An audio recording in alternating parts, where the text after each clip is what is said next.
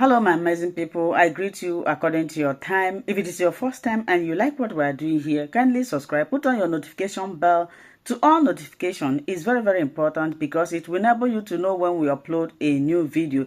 Here we react to all forms of videos. We educate, we inform the members of the public about what is happening. And to you, YouTube, I appreciate you for creating this wonderful platform that we are using to disseminate information. At the same time, I put a disclaimer that here in Linda's TV show, we do not promote violence, we do not promote hate speech, we do not promote misleading information. Rather, we are here to educate, inform the members of the public. Myself, it's an absolute tragedy what is happening to Christians in Nigeria, and I want everybody listening to really get this and understand this statistic. Okay, they say, why Nigeria?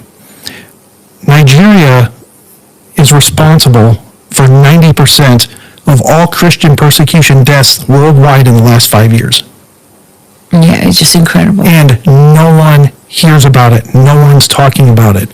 We see a lot of tragedies and issues that happen across the spectrum. We saw what happened in Israel, when Hamas came over and kidnapped and killed all these Israelis, and it got world attention, and rightly so. Yeah, it still gets world attention, and thank God. But the thing is the same thing is happening to Nigerians on a daily basis, and gets no coverage whatsoever.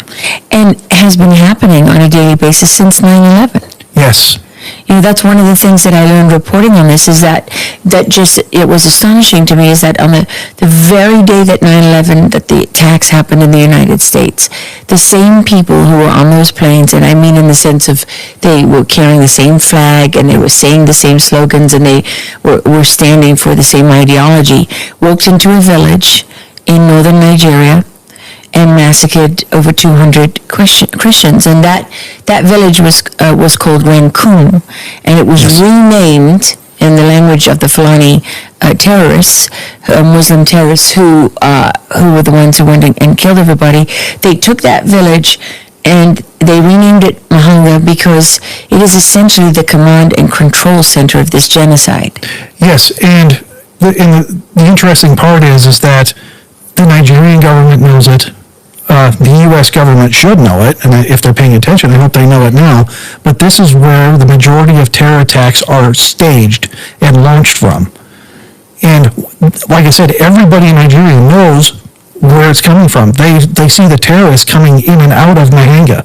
And they chose Mahanga. I mean, translated, the word means watchtower. Watchtower. Because yes. It's on high ground. Mm-hmm. And it was perfectly positioned for them for what began as a series that's now more than 20 years of attacks. 20 years of attacks, and tens of thousands, no, I'd say hundreds of thousands, have now been killed, staged from that ground. And wounded and forced out. And so that's killed.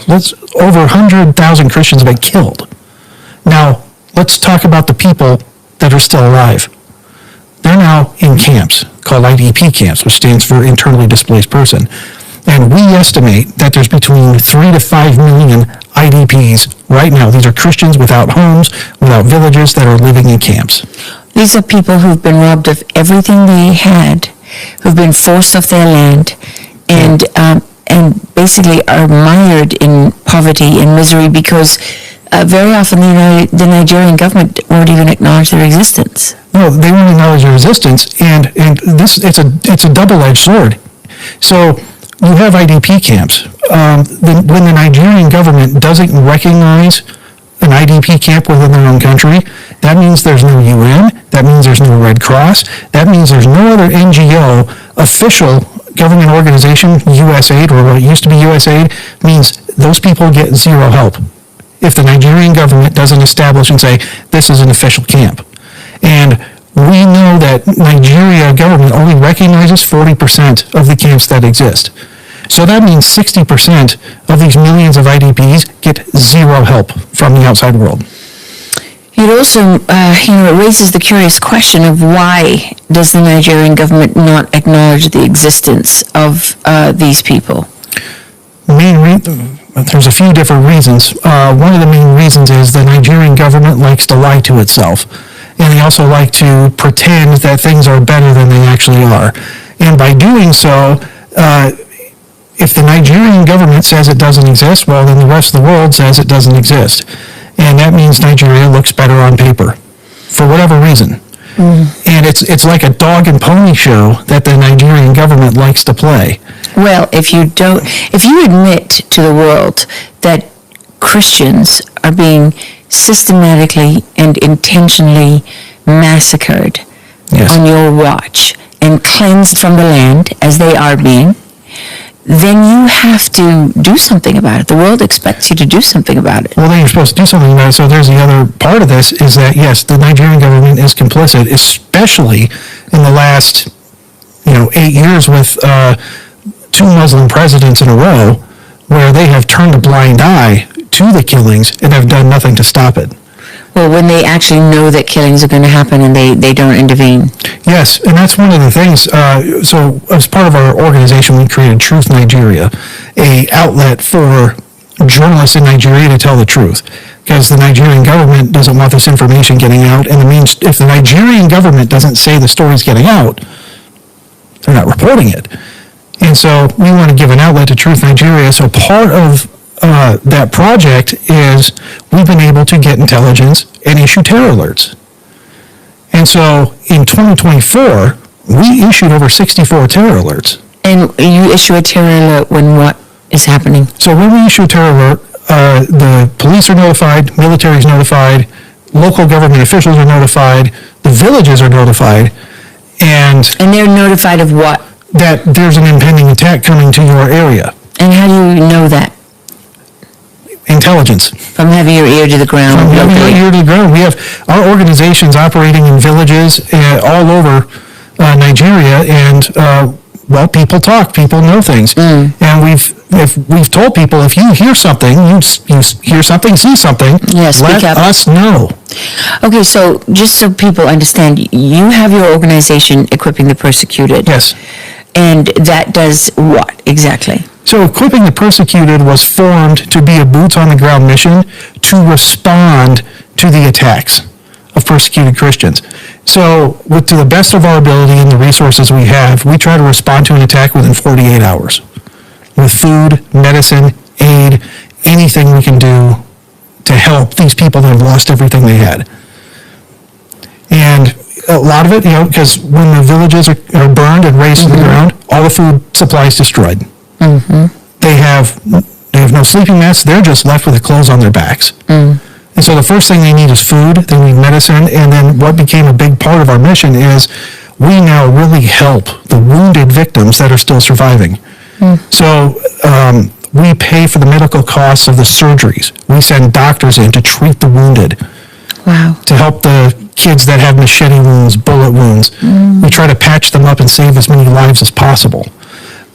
So you have that on the one side, and then you decided to invest in Truth Nigeria, which is an extraordinary journalism site. Yes. Anyone who follows me, you probably have seen it on my feed. I put your stories out and your work out because there really isn't. I mean, there's a couple of people. A great guy, Tom Garba, and he has TG News, and he's worked with the journalists of Truth Nigeria in the past. Yes. These guys are kind of all cut from the same cloth. They live and work in this extraordinarily violent and dangerous area where Christians are being hunted every single day, and yet they go out and they document the massacres, and not just the killings, but the infrastructure and mechanism of the genocide, which involves, like you said, killing the food supply, right? So launching an attack right before the crops are about to be harvested. Exactly. And destroying everything. Right. So it's one of the tactics that they use for terror is they'll wait till the farmers plant the crops, grow the crops, and right before harvest, they'll come in, kill the village, they'll destroy all the crops. I mean, it's a form of terror that is demoralizing because you've got nothing left. Because they have nothing left. And they worked hard all year long to raise these crops, and now they're completely destroyed. Well, that's the thing that people don't realize, right? In America, you can just go to the store, you get whatever you want all year round. Over there, these people, where they live, there is nothing. There is no industry or anything. The crops are how they survive. They sell that crop once a year, and they live off that money for the rest of the year. For the rest of the year. So Now, imagine all that being taken away from you. You don't have television, you don't have power, they don't have running water. But making $100 a month means you're providing really good for your family, and all that's gone. Now you have nothing left. That is the terror that these Muslim terrorists are inflicting on Nigerian Christians. And also the terror of being asleep in your bed at night. Yeah. And hearing the motorbikes, because these terrorists, they like to come in on motorbikes, and then they just massacre everything that moves. Anything that moves, and the people that get killed most of the time are the ones that can't run fast enough, and that's the children and the elderly. The pregnant moms. The pregnant moms, the children, and the elderly. And that's one of the most heartbreaking things that I see is what kind of animal would hack up a little child to death with a machete. Why? Why would you do that? Why would you shoot a mother who's pregnant? Why would you burn an elderly person alive? This is the kind of stuff we are dealing with every week in Nigeria, and it's silent. You are documenting history. Very, very true, because really the world would have no idea. And that's in part because the media in Nigeria is pretty much like the media here in the U.S. They sit in the capital cities like in Abuja, and they parrot the government narrative, and they don't go out and witness the killings. They're not in the villages. They have no idea what's going on, but they write with absolute confidence that it's fake news and conspiracy. Let me walk you through how Nigerian news operates. Okay. It's one of the most silly things I've ever seen, and it's laughable, but it's also super depressing at the same time. So, in order to get a story out of Nigeria and get it in Nigerian news, a government official has to call a press conference. And when the government official calls a press conference, that means the journalists can then show up, because all the journalists are getting money from the government to cover the stories. So if said government official doesn't hold a press conference, the story never happened, that incident it doesn't exist. It's incredible. And I have to say this, because this will really, I think, help people understand what we're dealing with here. For years, the narrative of the Nigerian government has been parroted by the U.S. government. Yes. And they have literally blamed the killings on climate change. Oh, my God. I know it sounds incredible, climate change. And the reason they say that is because the people carrying out these attacks, the Fulani, who are mostly members of the Fulani tribe, which is a nomadic Islamic tribe, they say they're being forced to migrate because of climate change, and as they're moving south, because the north of Nigeria obviously is Muslim and the south is Christian predominantly, and so as they're moving south from the north of the country, they're going into these Christian areas, and that's where these clashes are happening. Yeah, so let me explain this real fast for the average viewer. You just have to take a moment and think about the absolute devastation and the goal of the United States Embassy, successive ambassadors, to literally pass this off as climate change. I don't think that there's a hell miserable enough for people like that. Oh, they're going to be suffering eternal judgment for what they've done here on earth and their complicity and willful ignorance. Let me explain how this works as far as the farmer-herder clash and then climate change, whatever you want to call it.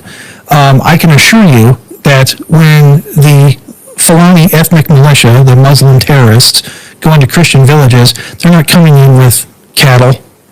They're coming in on motorcycles with AK-47s and killing everything that moves, and then destroying and razing the entire village. And yelling Allahu Akbar while doing it. And has nothing to do with climate change. These are nomadic herders that have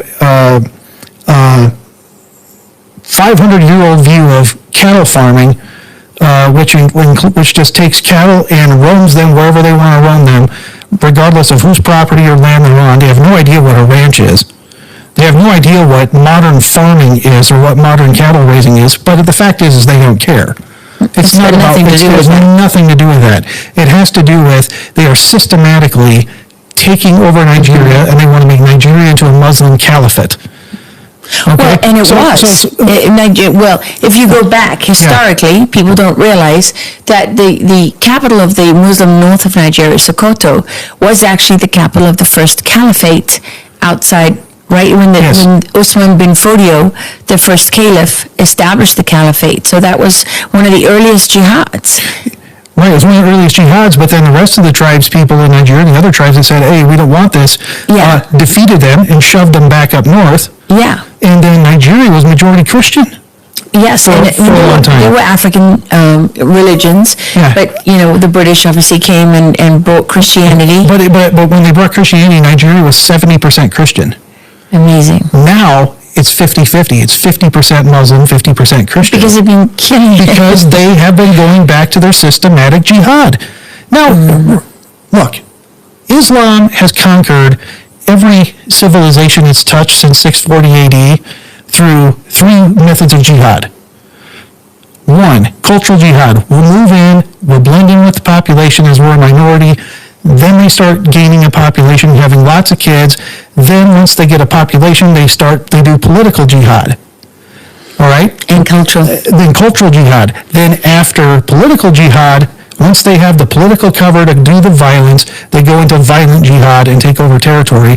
And that is how they have systematically taken over all of northern Africa.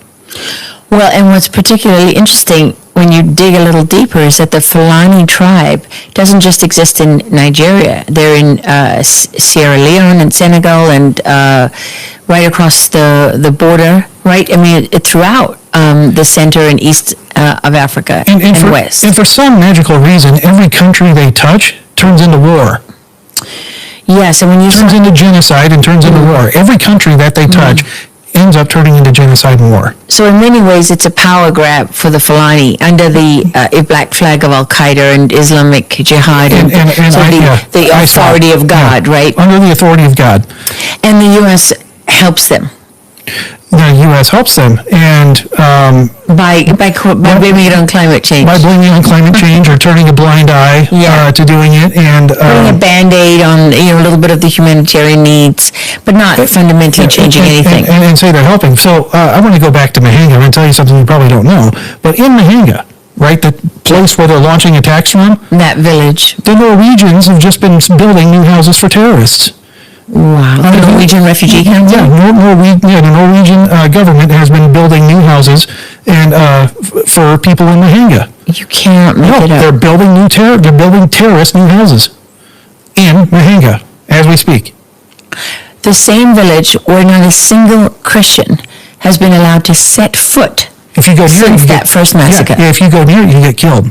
Yes, I mean, I know because when I was reporting on this story, doing this documentary film for Fox Nation, one of the things, Masara Kim, I asked him if he could go back to Mahanga, because we talked a lot about that and its importance in the origin of the genocide, and he was like, I can't get into the village because no Christian will just be murdered. But what we agreed on was that he would get as close as he could, and he would launch a drone, because I wanted to show people that how it was geographically positioned to be the command and control, and we did that. One of the ways I began to understand that there was an organization. You see these images of the bodies everywhere and people screaming and and babies that have been killed, and awful videos that I've seen of young pregnant Nigerian girl, Christian girl being beheaded while they cut her baby out at the same time. I mean, I've seen unbelievable things out of there, and when you realize it's not chaotic. Actually, it looks chaotic. It's designed to look chaotic, but when you are removing the food supply, not just for a month or a few months, but for the annual food supply, when you're taking away people's ability to stay on the land, when you're burning down not just their crops but their homes, and then you don't allow them to come back, and you're trying to instill terror in them, because let's not forget, Nigeria doesn't have the Second Amendment, so most of these people the vast majority for 20 plus years have been unarmed, and many of them asleep, right? Well, Nigeria doesn't have a Second Amendment. They have no Second Amendment. The citizens are not allowed to protect themselves. And so when Nigerian Christians try to protect themselves a lot of the time, the Nigerian government goes and disarms them, and a week later they get killed by these Fulani Muslim terrorists with AK-47s and what the Nigerians refer to as sophisticated weapons, military-grade weapons, 50 caliber machine guns. So for some reason, Nigeria doesn't have a Second Amendment, but the terrorists can run around with military-grade weapons with no restriction whatsoever. But the minute Nigerians want to protect their own villages, protect their farms, they get disarmed by the Nigerian government. Well, they call them vigilantes, right? And they say it's illegal. Well, yeah. Vigilantes can exist in certain areas. So certain state governments allow vigilantes to exist and to oversee and watch their villages. But they get no help, they get no support from the government. They get disarmed quite a bit by Nigerian officials, and then they're left for dead. And this is what we're dealing with. So as part of our ministry with equipping the persecuted, one of the things we do is we come alongside those village security teams, and we do give them training. We give them communications, we give them bulletproof vests, anything that we can do within a legal basis to help them as much as we can is what we do. And according to some of the Nigerians that I've spoken to, they reckon that you've helped about 400,000 persecuted Christians. Does that sound right? Yes. That's pretty amazing. In how much time? Since 2020, so about 4.5 years. Wow. It kind of draws you in, doesn't it? Once you start to, of course, anyone can hear, there's a genocide, and they can think, that's terrible. But once you start to understand what's really happening in Nigeria, you realize that this is part of a much bigger war. This is sort of a microcosm of something that's taking place in different ways to different degrees all across the world. And it's all the same thing. It's Islam versus everything else it doesn't like. And what we're seeing in Nigeria, though, is a real-life jihad taking place right in front of us. It's playing out right before our eyes. It's not happening so much in other countries, although we're starting to see it in places like Congo, Burkina Faso, these other smaller African countries up north that are now full-on Muslim military dictatorships. And the same thing is about to happen in Nigeria unless we put a stop to it. Now, what separates Equipping the Persecuted from other organizations and NGOs is I have the lofty goal of stopping the persecution. I start from a winning premise. I don't want to just come in and put a Band-Aid on the situation. I actually want to stop the persecution any way possible. What do you mean? When you say any way possible, that sounds ominous, but do you mean it to be ominous? On the ground, political, spreading the gospel, getting involved in any way we can to stop the persecution. Well, here's something that I think most Americans probably don't realize, and it's something that really shocked me when I found out, is that, as you know, the last Christian president of Nigeria was Jonathan. Good luck, Jonathan. Yeah, good luck, Jonathan. It's just a fabulous name, right? Good luck, Jonathan. And I remember he was ruling Nigeria when Obama was in office.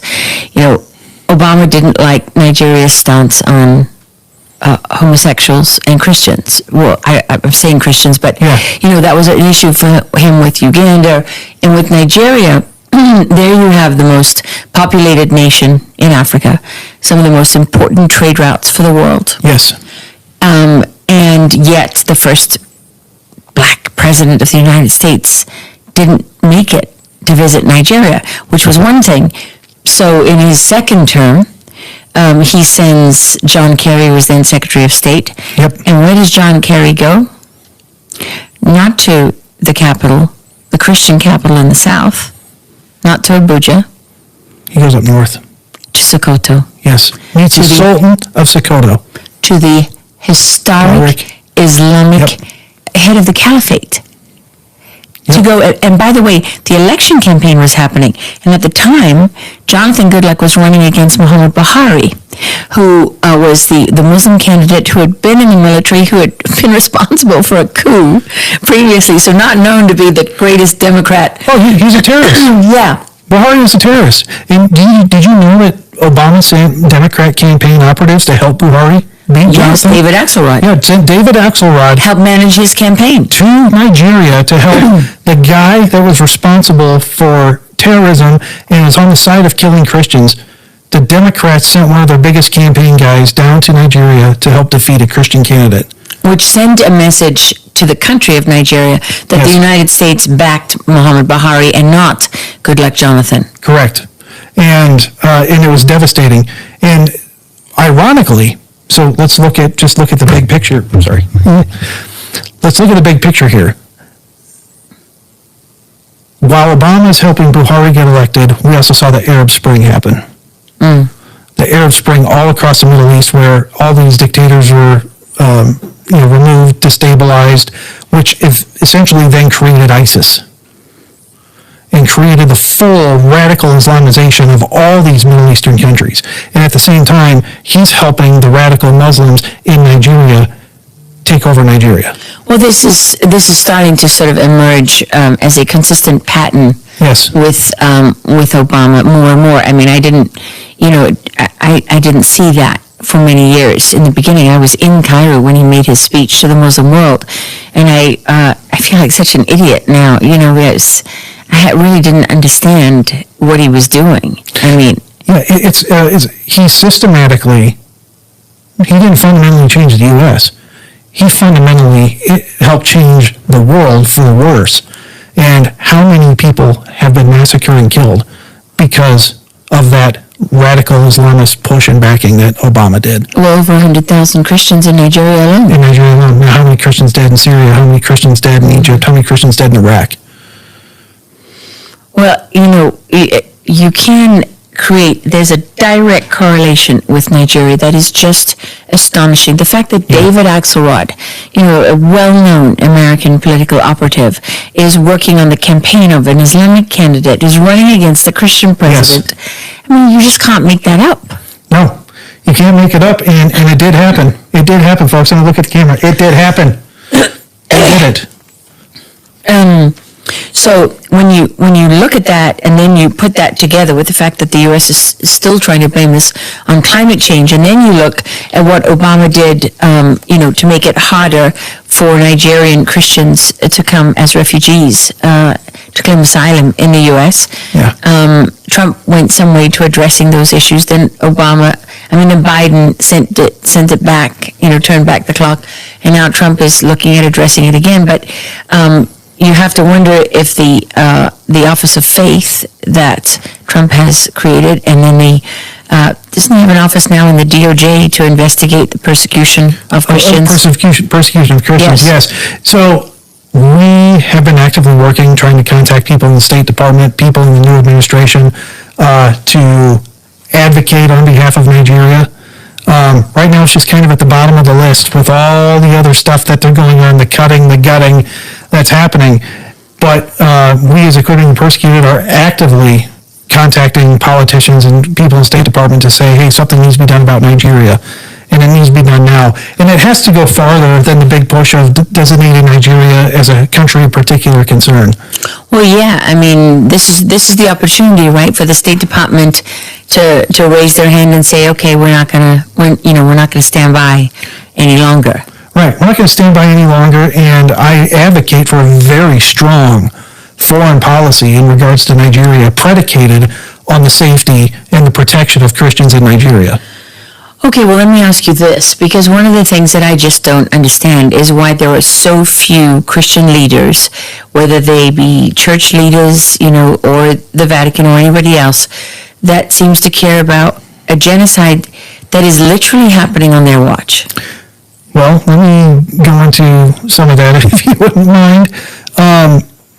In Nigeria, there's a very corrupt Christian class. And the Christian leaders in Nigeria are extremely corrupt. And they're actually paid by the government to toe government talking points and to toe the line. and to say the government talking points. So when Christian leaders in the U.S. say, oh, we want to talk to Christian leaders in Nigeria, they're getting paid to look the other way and say, oh, no, it's not that bad here. And I can point to several examples of that happening. And I can also point to key people in major religious organizations. And I spoke to a gentleman who was very high up in a Catholic organization it was about 2 months ago, very high up in the Catholic organization, getting responsible for millions of dollars to help Christian efforts. And this guy is touted at, he goes to Nigeria all the time, goes to Nigeria and helps out people in Nigeria all the time. And I had a chance to sit face to face with him at a lunch. And I said, sir, I've been to Benue State. Benue State is 90% Catholic, one of the most Catholic regions in Nigeria. Now, he's Mr. Catholic guy. And I said, I've been to Benue. I've been to the IDP camps. I have people on the ground in Benue. And I said, you said you've gone to Nigeria a million times and done all this stuff. And I said, in regards to Benue, I looked at him and I said, where are you? Because I see no fruit of your efforts anywhere. And he proceeded to tell me that Christians weren't being persecuted in Benue, that it was just tribal clashes. Seriously? Dead serious. And I found out later that he was also getting some money from USAID. And who is this person? I can't say right now. I can't say right now. But I was very, very, very, very upset, and I wanted to reach across the table and punch him. I don't blame you.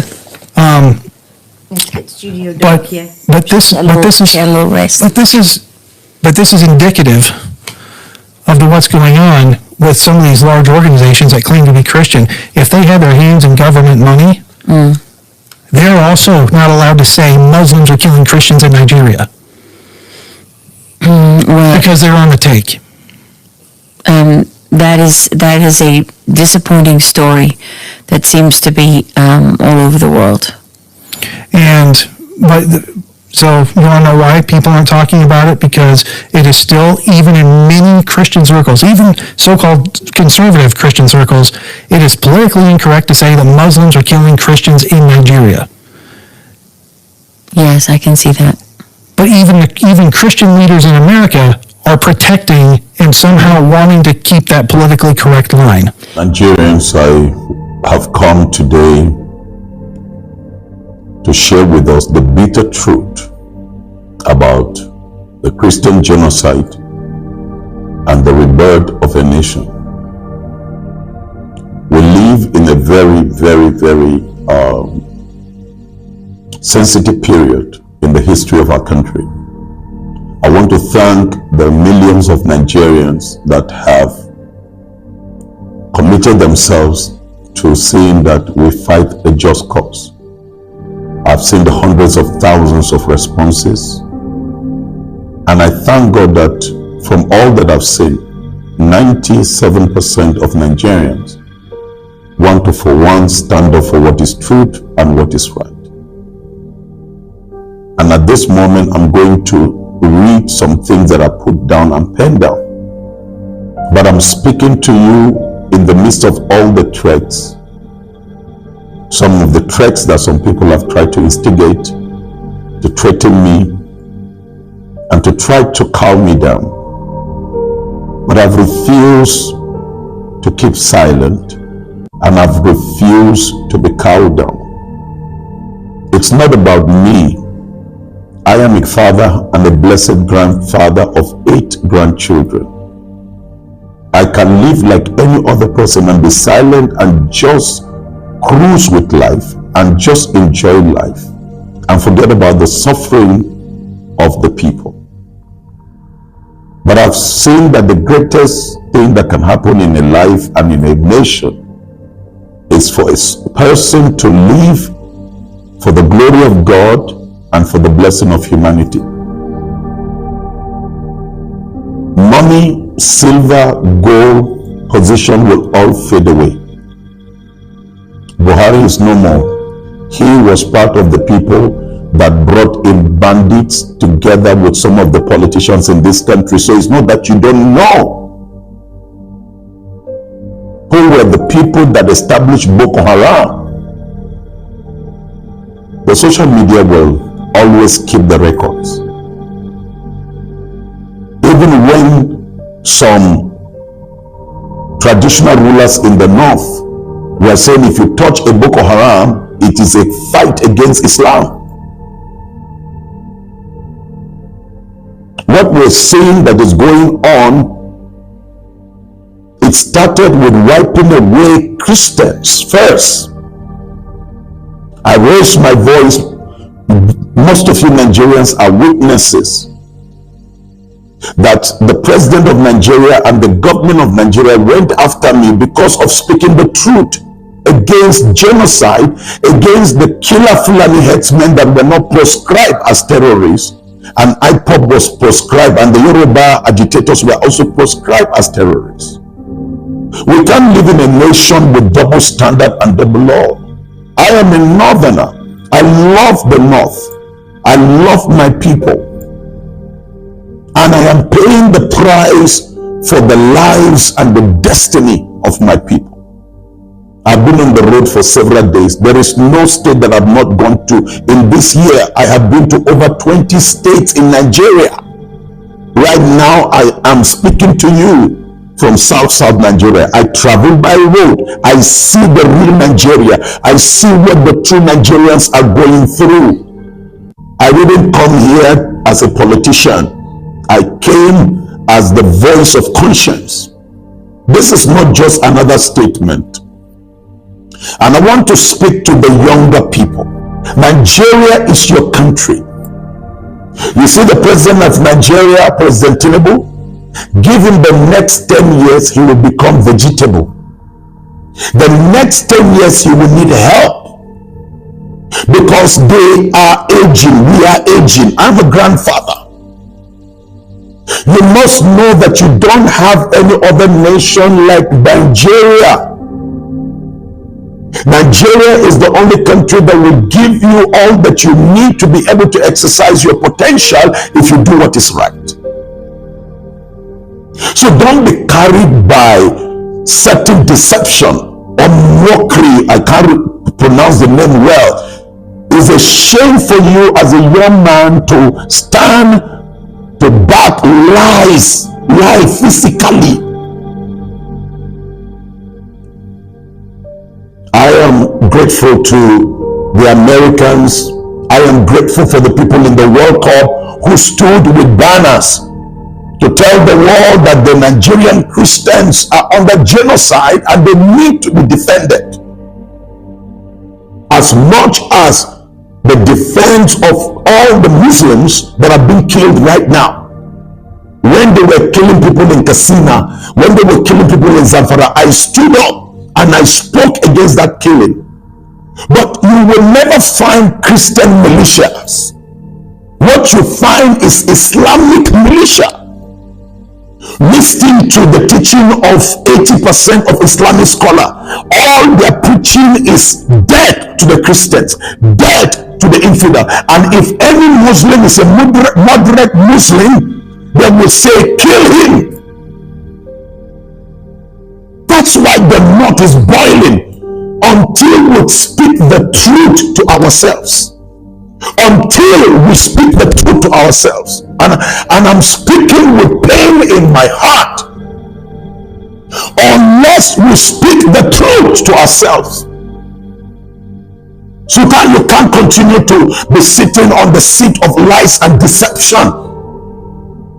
Northern leaders, you cannot. Look at now recently, look at what the National State Governor just said yesterday of another group of Islamic jihadists that now are causing mayhem. Look at it just day before yesterday. The hundreds of Fulani killer headsmen with AK-47 on motorcycle, over 200 motorcycles that I could count, going on the street with guns in a country like Nigeria, and you tell me that there are no terrorists, and you tell me there is no genocide. We cannot continue to hide behind official silence while rivers of innocent blood flow through the valley of Benue, of Plateau, of Kaduna, of Taraba.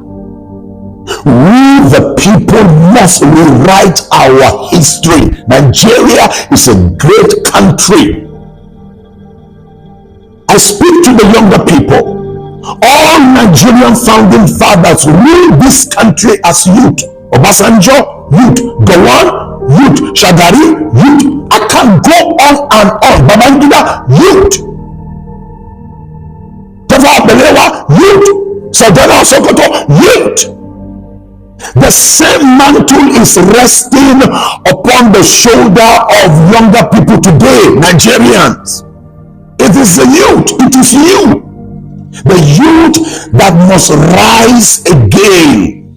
You must rise again, not in violence, but in vision, not in violence. Do you see the way the politicians are playing you? Do you see what is going on?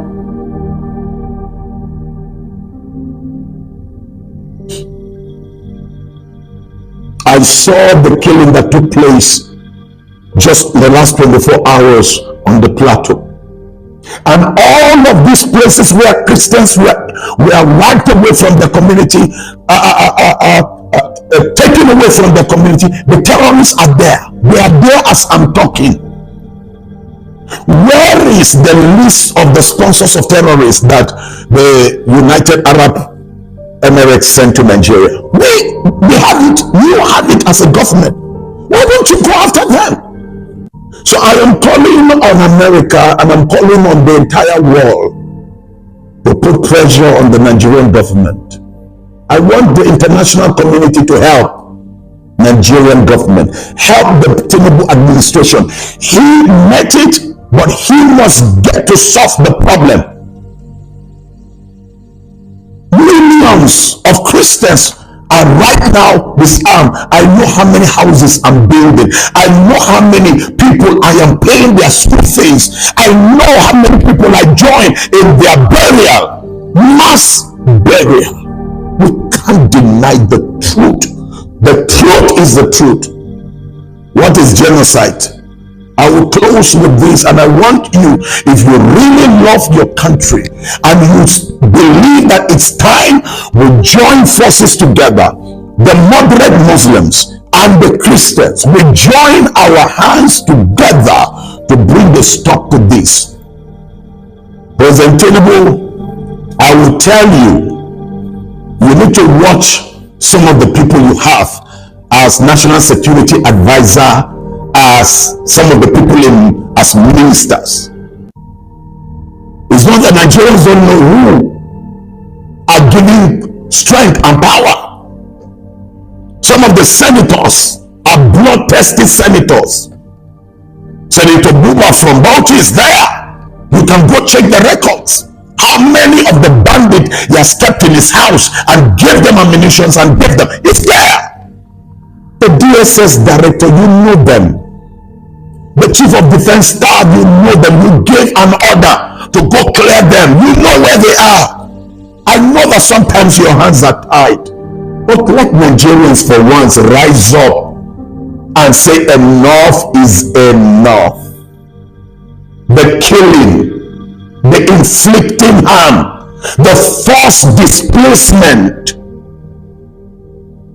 Oh God, I pray that we all come to this point to know that there is only one nation, and this nation is our nation. We must all fight together.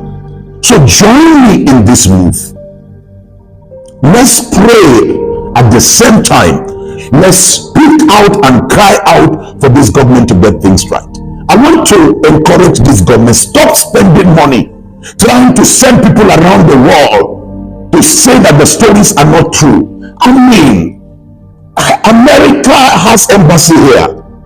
There is no country that doesn't have embassy. We know what is going on. All we need to do is for us to say yes. This evil is on, killing is on. But now we will rise up as a nation, as a government, and flush out this bandit.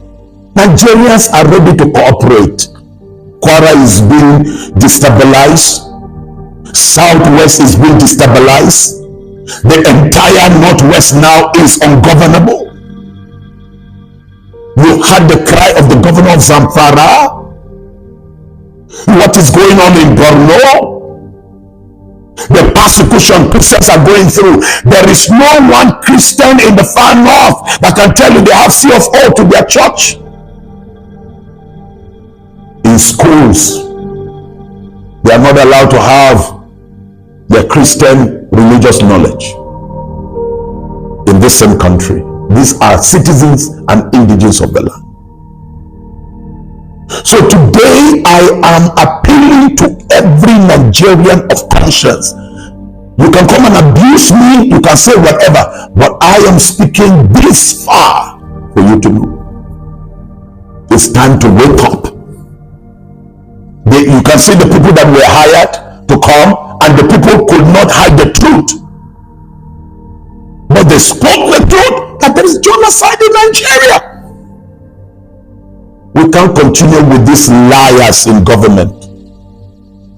Nigeria, you will know the truth. Church leaders, you will know the truth. Imams, you will know the truth. And it is the truth that will set us free. And so I pray that the God of heaven, who hears the cry of the martyr, the blood of the people that were shed, the blood will continue to cry until defense comes for the innocent in this country. May God bless you, and may God watch over every one of you as we join forces together to reclaim the soul of our nation. God bless you. Thank you so much for sticking to this video to the end. Like I said before, now it's time for us to go to the comment section to air our mind and our opinion. Say what you think about this video and this platform. Do it constructively. Share this video, like, subscribe, and also continue to watch Linda's TV show, because this is the home of news. Until I see you again in my next video, remain blessed. For now, I would say bye-bye.